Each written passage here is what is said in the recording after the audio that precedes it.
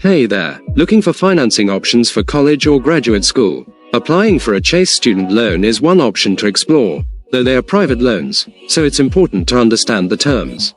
Welcome back to Guide with Samuel. Here's the simple way to explore it. Visit chase.com and navigate to their student loans section. You can check rates and terms for undergraduate, graduate, and refinancing loans without affecting your credit score with a soft pull. If you proceed with an application, you'll need personal and financial information, and if applicable, a co-signer's details.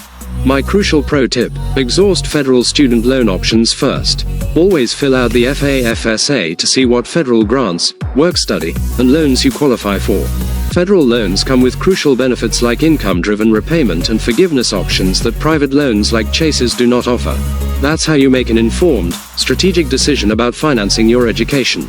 Are you considering student loans for yourself or a family member? What's your biggest question about the process? Share below. For more guides on navigating major expenses, subscribe to the channel. Thanks for watching. I'm Samuel, and I'll see you soon.